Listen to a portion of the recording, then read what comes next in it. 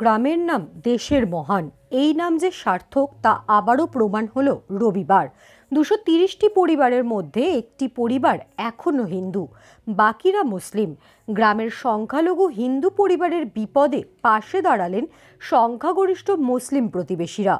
গতকাল বার্ধক্যজনিত কারণে রামধনু অসুস্থ বোধ করলে তাকে সুচিকিৎসার জন্য দুর্গাপুরের একাধিক বেসরকারি নার্সিংহোমে নিয়ে যান গ্রামের মানুষজন।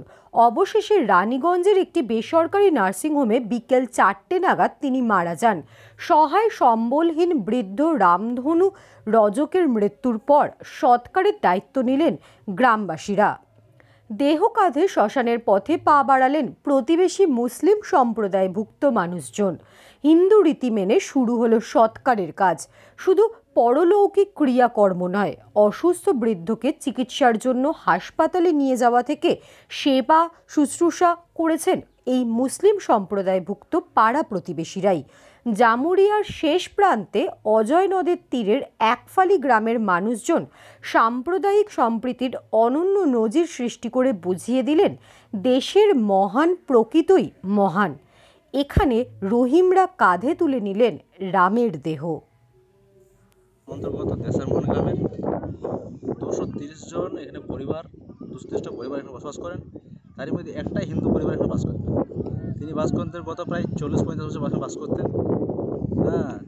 তিনারকে কালকে নিয়ে বর্ধমান, দুর্গাপুর, রানীগঞ্জ সমস্ত health ward, IQ city, Vivekananda, Gauri Devi, সমস্ত কিছুকে হসপিটাল অ্যাডমিশন করার জন্য নিয়ে গেছিলাম। কথা অ্যাডমিশন হয়নি, তিনি ব্রেন স্ট্রোক করে ফেলেছিলেন। তিনাকে লাস্ট শেষ নিঃশ্বাস ত্যাগ করলেন রানীগঞ্জ PN মালিয়া নার্সিংহোমে। এগুলো সব আপনারাই করছেন? হ্যাঁ, এগুলো সব আমি নিজে কালকে মারুতি করে নিয়ে গিয়েছিলাম। কেন ওর পরিবার? পুরো গ্রামবাসীগণ সহযোগিতা করেছে। ওর পরিবারকে কেউ নেই? হ্যাঁ, ওর পরিবার একটা বড় ছেলে আছে, তিনি কলকাতায় থাকতেন, কালকে রাত্রে এসছেন। ওর দুটো বেটি আছে, তারাও এসছেন, আর আমার নাতি এসছেন, ওর পরিবার সবাই এসছেন। কী নাম ভদ্রলোকটা, কী বা করতেন? ওর নাম হচ্ছে রামধনী রজক। উনি কাপড় ইস্ত্রির কাজ করতেন আমাদের গ্রামে। ধোবির কাজ করতেন? হ্যাঁ, ধোবির কাজ করতেন। আর এটা আমি জানাতে চাই অঞ্চল তথা সারা দেশ জুড়ে সাম্প্রতিক বজায় রাখার চেষ্টা করব।